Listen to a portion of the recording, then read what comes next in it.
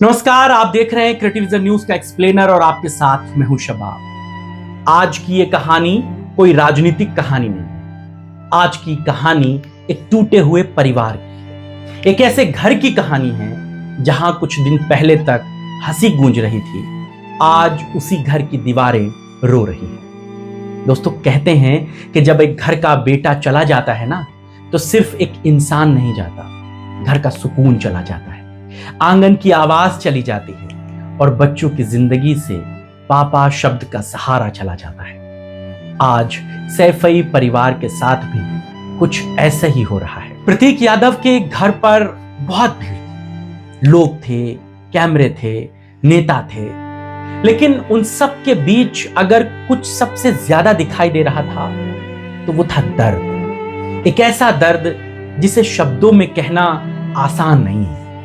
एक सफेद कफन में लिपटा शरीर चुपचाप रखा था और उसके आसपास खड़ा पूरा परिवार अंदर से बिखरा सा था। उस भीड़ में एक कोने में कुर्सी डालकर डिंपल यादव चुपचाप बैठी थी। न किसी से बात कर रही थी, न कोई आवाज आ रही थी, बस आंखों से लगातार आंसू गिर रहे थे। वो बार बार प्रतीक यादव को देख रही थी, जैसे मानो मन अब भी मानने को तैयार नहीं था कि जो इंसान कल तक घर में हंसता था, आज वो हमेशा के लिए खामोश हो गया। डिंपल यादव की आंखों में शायद वही पुरानी तस्वीरें घूम रही होंगी, जब प्रतीक यादव की शादी हुई थी, जब पूरे घर में खुशियां थी, जब वो अपने देवर को हंसते हुए देख रही थी, नजर का टीका लगा रही थी। किसे पता था एक दिन वही देवर सफेद कफन में उनके सामने होगा और वो कुछ भी नहीं कह पाएगी। वो बस चुप थी, लेकिन उनकी खामोशी चीख चीख कर बता रही थी कि एक परिवार कितना टूट चुका है। उधर अखिलेश यादव को देखकर हर किसी की आंखें भर आ रही थी। राजनीति में लाखों लोगों की भीड़ संभालने वाला इंसान आज अपने छोटे भाई के जाने के दर्द से ऐसा टूट गया था। जैसे ही खबर मिली, सबसे पहले पोस्टमार्टम हाउस पहुंचने वाला शख्स अखिलेश यादव था। चेहरे पर ऐसा दर्द था जो शायद पहली बार लोगों ने देखा था, क्योंकि आज वो नेता नहीं थे, आज वो सिर्फ एक बड़े भाई थे। वो भाई जिसने अपने छोटे भाई को बचपन से बड़ा होते देखा था, जिसके साथ खेला था, जिसके साथ लड़ाई की थी, जिसके साथ जिंदगी के सबसे खूबसूरत पल बिताए थे, और आज वही छोटा भाई खामोश पड़ा था।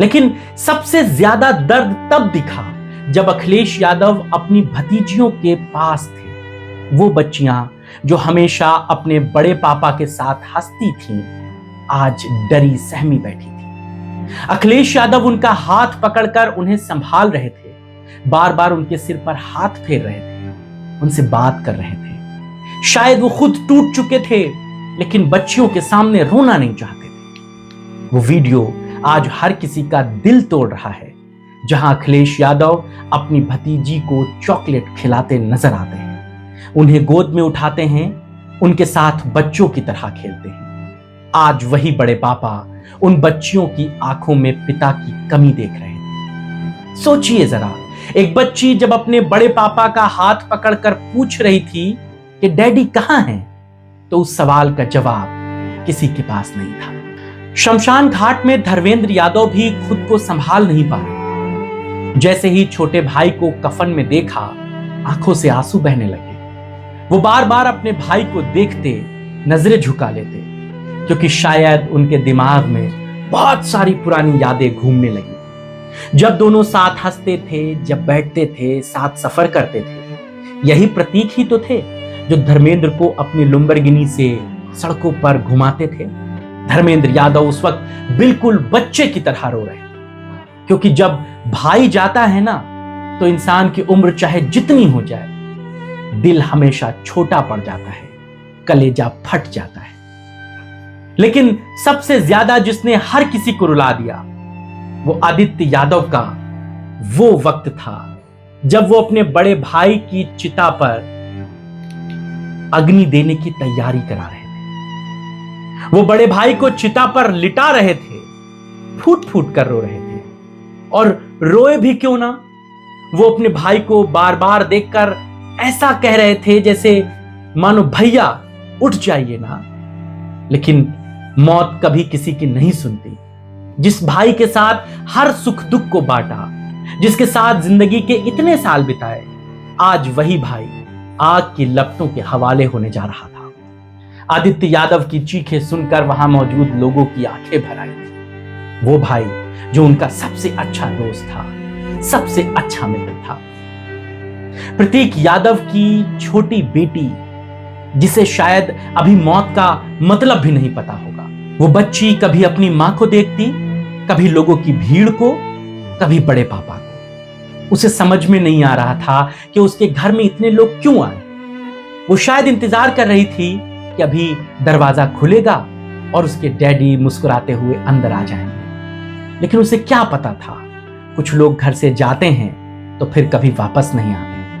उस मासूम बच्ची को देखकर शमशान घाट में खड़े सब लोग अपना चेहरा छिपा कर रो रहे थे, क्योंकि पिता का जाना सिर्फ एक मौत नहीं होती, एक बच्ची की पूरी दुनिया खत्म हो जाती है, बदल जाती है। उस दुख भरे माहौल में शिवपाल यादव भी बच्चियों को संभालते नजर आए। कभी उन्हें पानी पिलाते, कभी प्यार से चुप कराते। पूरा परिवार टूट चुका था, लेकिन फिर भी हर कोई एक दूसरे का सहारा बनने की कोशिश कर रहा था।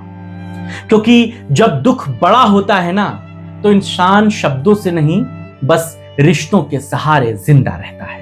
दोस्तों, भैंसाकुंड में उस दिन सिर्फ एक चिता नहीं जली, एक परिवार की खुशियां भी राख हो गई। एक मां ने बेटा खो दिया, एक पत्नी ने अपना जीवन साथी, दो बच्चियों ने अपने पिता को खो दिया और भाइयों ने अपने सबसे करीबी साथी को खो दिया।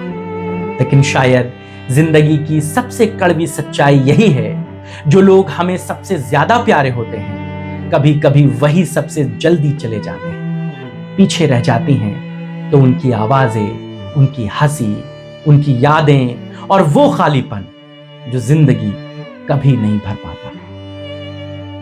क्या कहूं, बहुत कुछ कहा जा सकता है। बस इजाजत दीजिए। नमस्ते।